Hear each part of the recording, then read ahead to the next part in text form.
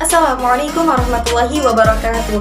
Adikun, perkenalkan saya Nur Asturi, saya dari Prodi Manajemen Pendidikan Islam Pasca Sarjana UIN Radin Intan Lampung. Baik, di sini saya akan menjelaskan materi tentang upaya membangun budaya organisasi dalam mutu pendidikan pada mata kuliah kepemimpinan dan perilaku organisasi dengan dosen pengampu. Baik, langsung saja kita simak video penjelasannya berikut ini. Membangun budaya organisasi dalam upaya meningkatkan mutu pendidikan. Baiklah, langsung saja ke surat yang selanjutnya, yaitu pengertian budaya organisasi. Apa sih budaya organisasi itu? Michael Armstrong mendefinisikan bahwa budaya organisasi merupakan pola sikap, keyakinan, asumsi, dan harapan yang dimiliki bersama, dan hal itu membentuk cara bagaimana orang-orang bertindak dan berinteraksi dalam organisasi serta mendukung hal-hal yang dilakukan. Dan yang selanjutnya yaitu fungsi budaya organisasi. Nah, menurut Robbins, fungsi budaya organisasi yaitu menciptakan pembedaan yang jelas antara satu organisasi dan yang lain. Yang kedua, membawa suatu rasa identitas bagi anggota-anggota organisasi. Yang ketiga, mempermudah timbulnya komitmen pada sesuatu yang lebih luas daripada kepentingan diri individual seseorang. Yang keempat, perekat sosial yang membantu mempersatukan organisasi itu dengan memberikan standar-standar yang tepat untuk dilakukan oleh karyawan. Yang kelima, sebagai mekanisme pembuat makna dan kendali yang memandu dan membentuk sikap serta perilaku. Nah, untuk yang selanjutnya yaitu proses pembentukan budaya organisasi. Proses yang pertama, pemilik organisasi, kedua, pendiri organisasi, dan ketiga, sumber daya manusia asing, keempat, luar organisasi, kelima, orang yang berkepentingan dengan organisasi, dan yang terakhir itu adalah masyarakat.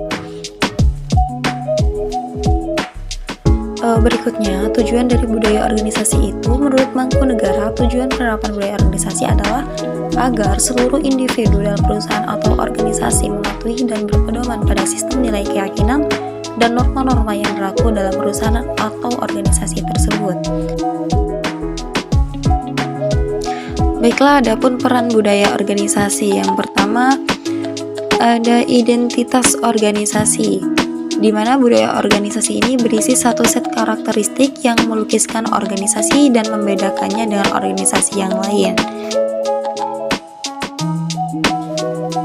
Kemudian ada menyatukan organisasi, di mana budaya organisasi ini merupakan lem normatif yang merekatkan unsur-unsur organisasi menjadi satu.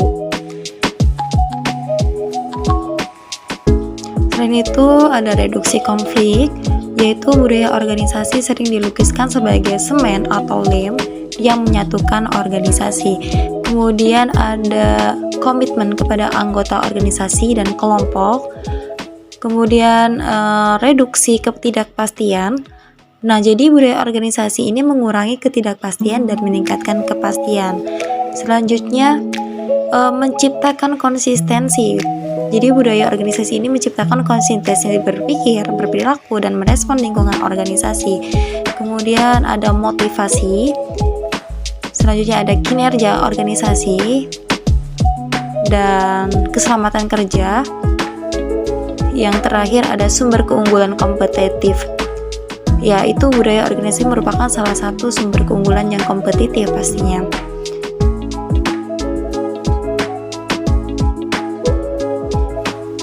Berikutnya, adapun pengertian dari peningkatan mutu pendidikan. Ya, pengertian mutu itu sendiri dapat dilihat dari dua sisi, yaitu segi normatif dan segi deskriptif. Dalam arti normatif, mutu ditentukan berdasarkan pertimbangan intrinsik dan ekstrinsik. Berdasarkan kriteria intrinsik, mutu pendidikan merupakan produk pendidikan, yakni manusia yang terdidik sesuai standar ideal. Nah, sedangkan berdasarkan kriteria ekstrinsik, pendidikan merupakan instrumen untuk mendidik tenaga kerja yang terlatih. Adapun dalam arti deskriptif, nah, mutu ditentukan berdasarkan keadaan senyatanya, misalnya hasil tes prestasi belajar.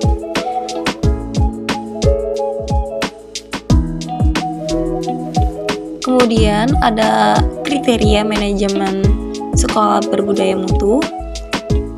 Di sini dalam pandangan Mulyadi, kriteria manajemen sekolah berbudaya mutu ini ditandai 5 pilar mutu pendidikan. Yang pertama itu adalah fokus pada siswa atau peserta didik, kemudian keterlibatan total, kemudian ada pengukuran, keempat ada komitmen, dan selanjutnya adalah perbaikan berkelanjutan atau continuous improvement.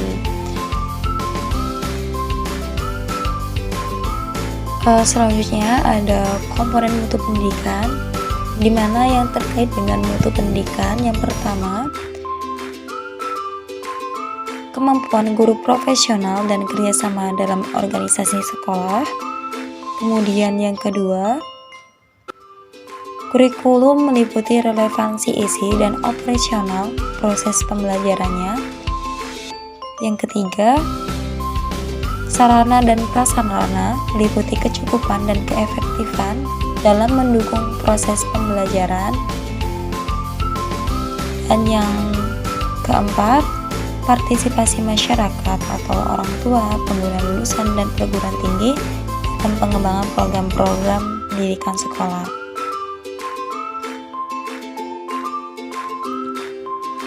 Baik, berikutnya ada pendekatan mutu pendidikan yang perlu diperhatikan dalam peningkatan mutu pendidikan. Yang pertama, continuous improvement, di mana konsep ini mengandung pengertian bahwa pihak pengelola senantiasa melakukan berbagai perbaikan dan peningkatan secara terus-menerus untuk menjamin semua komponen penyelenggara pendidikan yang telah mencapai standar mutu yang telah ditetapkan. Yang kedua, yaitu quality assurance. Paham ini digunakan untuk menetapkan standar-standar mutu dari semua komponen yang bekerja dalam proses produksi atau transformasi lulusan institusi pendidikan. Yang ketiga yaitu change of culture, di mana konsep ini bertujuan membentuk budaya organisasi yang menghargai mutu dan menjadikan mutu sebagai orientasi semua komponen organisasi. Yang keempat ada upside down organization, di mana jika visi dan misi serta tujuan organisasi sudah berubah atau mengalami perkembangan, maka sangat dimungkinkan terjadinya perubahan organisasi. Nah, perubahan ini menyangkut perubahan kewenangan, tugas-tugas, dan tanggung jawab. Selanjutnya ada keeping close to the customer. Nah, karena organisasi pendidikan menghendaki kepuasan pelanggan, maka perlunya mempertahankan hubungan baik dengan pelanggan menjadi sangat penting, dan inilah yang dikembangkan dalam anti-public relations. Selanjutnya temuan dan pembahasan. Nah, di sini ada beberapa budaya organisasi yang dibangun dalam upaya peningkatan mutu pendidikan di SDIT Mutiara Miftahul Jannah yang berdasarkan observasi dan wawancara. Yang pertama adalah budaya hidup sehat dan bersih, kemudian budaya disiplin, dan yang ketiga budaya sopan santun. Nah, dengan adanya budaya tersebut terbukti dengan kondisi sekolah yang asri dan bersih, siswa-siswi yang berperilaku baik dan sudah cukup disiplin dengan aturan yang ada di sekolah.